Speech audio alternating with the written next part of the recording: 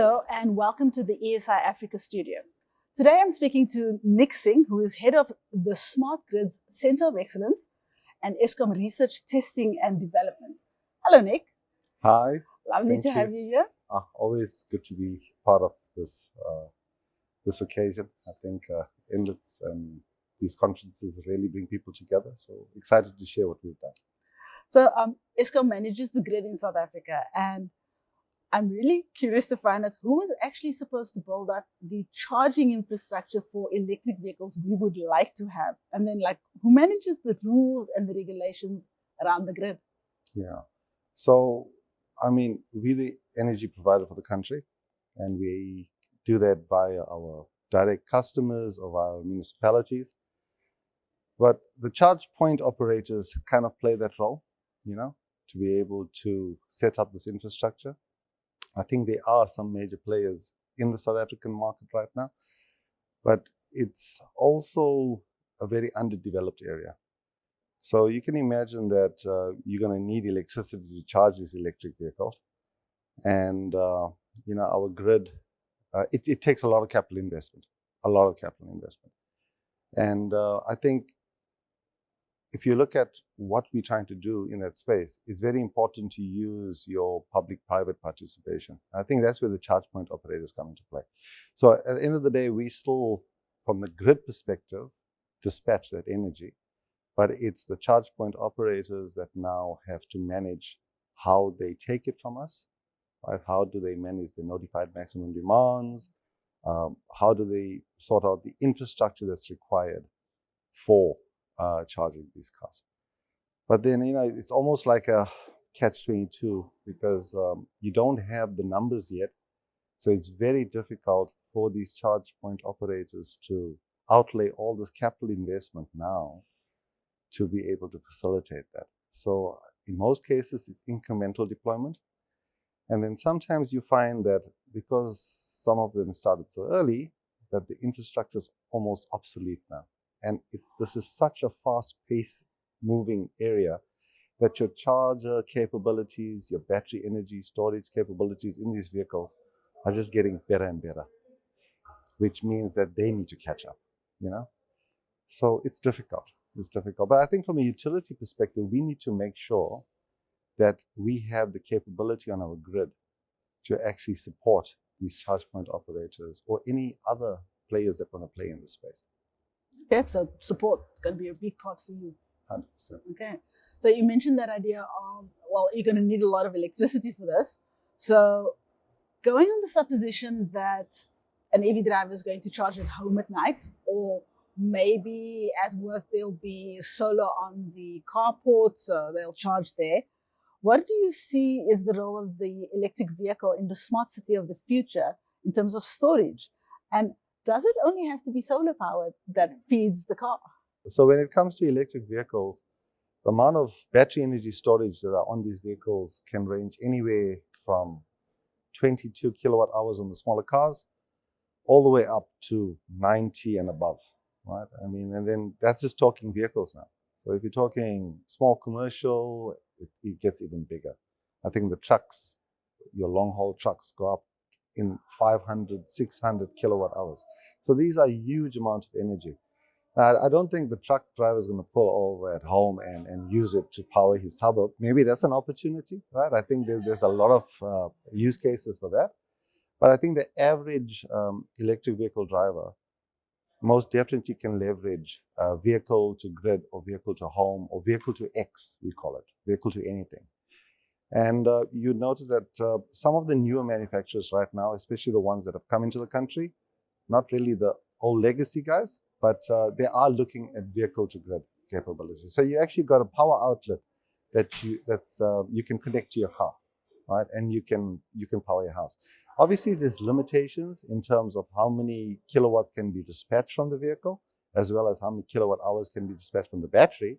But it's a very useful thing to have, And I think moving forward, when the trading rules are very clear in terms of the advantages of charging off-peak and maybe leveraging that energy at another point of the day, then it makes perfect sense to be able to utilize these battery, because at the end of the day, they are batteries. Mhm. You know? And it's batteries on wheels, which means you can actually move them around and you can use them for other services. And I think the grid most definitely can benefit from these vehicles. You can imagine you get to work. We're now at this conference center and we have so many vehicles that are now parked downstairs in our parking lot. You can imagine if we had a majority of them being electric. And if we had the capabilities here to now plug in those vehicles whilst everybody is conferencing and speaking, you have a massive battery that can now be leveraged for the grid, you see. So in terms of battery services and other services that can be offered. Now, when it comes to that, it's not only solar. There's so many different options. I think wind is playing a huge part in the mix right now. I think on the larger scale, our IRP talks about it, right?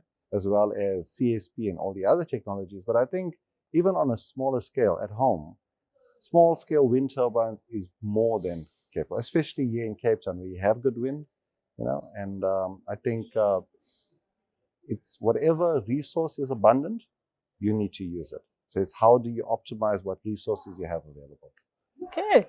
So future plans for microgrids and EV charging. I know, okay, it's a bit of a pipe dream of mine, but is there a use case for a containerized microgrid, the way that Eskom has now started rolling this out, and the rapid response for we need electricity right now for charging point in Colesberg because it's Christmas and everybody's going up that way?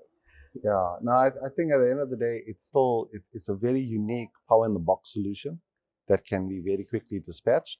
I mean, the designs that we've done are 12-meter shipping containers that fit on a standard shipping truck. Right? So you could take this basically anywhere. And I think it was originally designed for electrification, rural electrification, which where servitudes were difficult to create, to get power to people. But it's now ending up being a very convenient, versatile solution that can most definitely be used for leveraging for electric vehicle charging. I think, you know, it's a massive country. And apart from our national routes, there's many other areas in the country that don't have chargers available.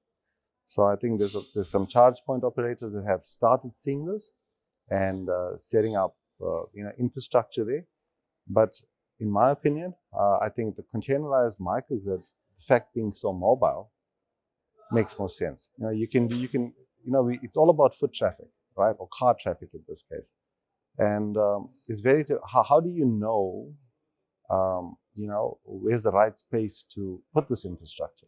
People's habits are so ever-changing, you know, it's unpredictable.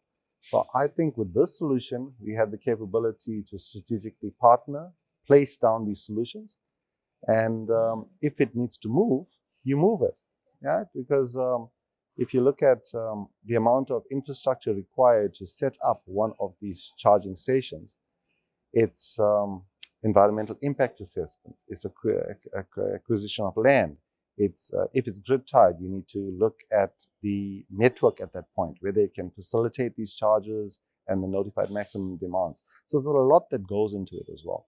But all of that is now almost negated with the fact that you have these systems that are small, mobile, you can move them around, and modular. And I think that's a win-win-win. Yeah. Well, I look forward to seeing what you're going to come up with at the Mini Grid Center because, that's for the smart grids. It'll be fun to see. Yeah, 100%. Now, I think the last thing that we've done now was install a small-scale wind turbine. And I did speak about it at the conference. And it was a 5-kilowatt wind turbine that was proudly South African made. So we partnered with Stellenbosch University, and it was integrated into our microgrid along with battery energy storage and solar and PV panels, which I think is the first in a smart microgrid setup. And I think there's huge opportunities. And obviously, as we go along this route, there's a lot of opportunities for green hydrogen as well. So that's a very sustainable way to store your excess renewable energy. And if you're not going to be putting it into electric vehicles or batteries, then these distributed energy resources can produce this very precious storage medium that we're hopefully going to see more of in the future. Ah. Well, thank you very much for talking to us. 100%. Thank you. Always a pleasure. And thank you for joining us. Please stay tuned for the next episode.